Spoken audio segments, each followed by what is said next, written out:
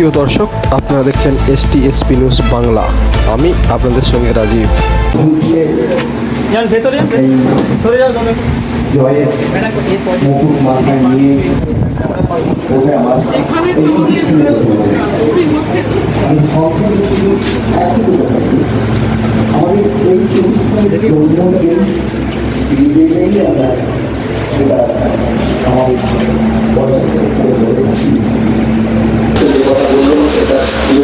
আমরা এই মুহূর্তে আছি দাসপুরের খাটবাড়ই গ্রামে।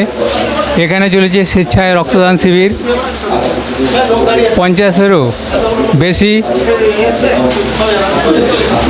রক্তদাতার রক্ত সংগ্রহের লক্ষ্যমাত্রা নিয়ে আজকের এই রক্তদান শিবির শুরু হয়েছে। আমার ভিডিও জার্নালিস্ট রাজীবকে বলবো যে আজকের যে এই রক্তদান শিবির তুমি খুব সুন্দর করে তুলে ধরো দর্শকদের জন্য। ক্যামেরায় রাজীব পাত্রের সঙ্গে আমি শ্যামাপদ প্রামাণিক, STSP news Bangla, Indian news Kolkata. সবার খবর সবার আগে, সরাসরি খাটবাড়ুই থেকে।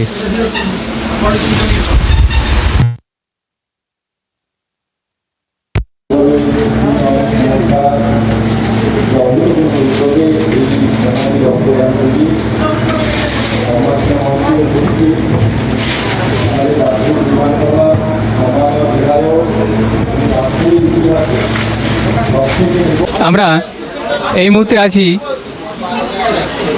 দাসপুর 1 নম্বর ব্লকের খাটবাড়ুই ত্রিনয়নী সংস্থা আয়োজিত বাৎসরিক অনুষ্ঠান ও রক্তদান শিবির। আজ সকাল থেকেই এই রক্তদান শিবির শুরু হয়েছে। 50-এরও বেশি রক্তদাতার রক্ত সংগ্রহের উদ্দেশ্য নিয়ে এই শিবির শুরু হয়েছে। সেই শিবির এখনও চলেছে। আমরা পেয়েছি এই ক্লাবের অনেক সদস্যকেই। তাদের কাছ থেকে এই ক্লাবের রক্তদান শিবির সম্পর্কে আমরা বিস্তারিত জেনে নেব। স্যার, আপনার নাম? আমার নাম দীপঙ্কর সানা।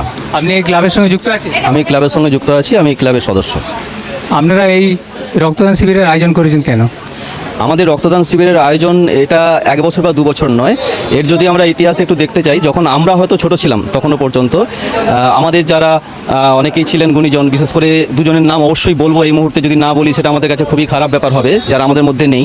আমাদের সংস্থার প্রাক্তন সভাপতি স্বর্গীয় শীতলচন্দ্র সানা মহাশয় এবং সংস্থার প্রাক্তন সম্পাদক এবং সভাপতি স্বর্গীয় সন্দীপ কুমার বেরা মহাশয়, ওনারা এবং সাথে আমাদের এখানে সুনীল সানা রয়েছেন, ওনারাই শুরু করেছিলেন। আজ থেকে প্রায় 30 বছরেরও বেশি আগে থেকে কিন্তু আমাদের রক্তদান শিবির। এখন হয়তো আমরা বিভিন্ন জায়গাতেই রক্তদান শিবির অনেক দেখছি, তখন কিন্তু এরকম ছিল না। আর আমরা প্রতি বছর যবে থেকে আমাদের শুরু হয়েছে, আমরা কিন্তু এই গরমের সময়টাকেই বেছে নিই। এই সময় এই রক্তদানের যে মূল্যটা, সেই মূল্যটা বুঝতে পারি আমরা সবাই। যদিও কষ্ট হয়, তবুও কিন্তু আমরা সেই জন্যই করে আসছি। এবং মাঝে হয়তো 1 বছর 2 বছর বিশেষ কোনো কারণে বন্ধ হয়েছে, নাহলে কিন্তু আমরা নিরবিচ্ছিন্নভাবে এটা করে আসছি। প্রতিক্রিয়া দেওয়ার জন্য অসংখ্য অভিনন্দন। স্যার, আপনার নাম? কমল মাইতি। আপনি এই ক্লাবের সঙ্গে যুক্ত আছেন? এখন কিন্তু কত রক্তদাতা রক্তদান করেছে? এখন অবধি 36 জন দিয়ে দিয়েছেন। আমাদের টার্গেট 50, তো আশা করি ওটা পূর্ণ হয়ে যাবে। সেই লক্ষ্যে এগোচ্ছি আমরা। পুরুষ না মহিলা? মহিলার সংখ্যাই তুলনামূলক বেশি আগের থেকে যেটা দেখছি। আগে আমরা ছেলেরাই বেশি রক্ত দিতে পেতাম, এখন আগ্রহ মেয়েদের বেশি দেখতে পাচ্ছি। এটা আমাদের কাছে একটা বড় পাওয়া, এবং সমাজের কল্যাণে যে তারা এগিয়ে এসছেন মহিলারা, এটা একটা বিশাল বড় পাওয়া আমাদের জন্য। প্রতিক্রিয়া দেওয়ার জন্য অসংখ্য অভিনন্দন। আমরা পেয়েছি ক্লাবের আরও এক সদস্যকে। তার কাছ থেকে আমরা আজকের যে রক্তদান শিবির সেই সম্পর্কে জেনে নেব। স্যার, আপনার নাম? সুনীল সানা। আপনারা যে রক্তদান শিবির করছেন, এর তো একটা বিশাল অঙ্কের বাজেট খরচ আছে, তো এই খরচটা আপনারা কীভাবে সংগ্রহ করেন? আমরা ব্যক্তিগত উদ্যোগে আমরা নিজেরাই চাঁদা দিয়ে এটা করি, এবং জন্মলগ্ন থেকে আমাদের এই ক্লাব, মানে আমি এই ক্লাবের প্রথমত সম্পাদক ছিলাম, তারপর সভাপতি, এখন সহসভাপতি, কিন্তু আমি চালিয়ে যাচ্ছি, দেখেও আসছি। দীর্ঘ ইতিহাস সংক্ষিপ্তভাবে বললে, আমরা নিজেরা ব্যক্তিগত উদ্যোগে নিজেদের খরচায় করি। শুধু ব্লাড ক্যাম্প নয়, আই ক্যাম্প থেকে আরম্ভ করে বিভিন্ন স্বাস্থ্য শিবির করি, যেন এই ক্লাবটা এই স্বাস্থ্য শিবির বা আই ক্যাম্প এইসব করার জন্যই যেন এর জন্ম আমার মনে হয় যেন এখন এই মুহূর্তে। আপনারা কি বিগত যে 15 বছর সরকার চলছে, তারা পশ্চিমবাংলার বিভিন্ন যে ক্লাব, সেই ক্লাবকে যে অনুদান দিয়েছিল, আপনারা কি পেয়েছিলেন? আমরা কোনোভাবেই পাইনি, কোনো সাহায্য পাইনি। ব্যক্তিগত উদ্যোগে আজও চালিয়ে যাচ্ছি এটা। দরখাস্ত করেছিলেন? করেছিলাম, কিন্তু পাইনি।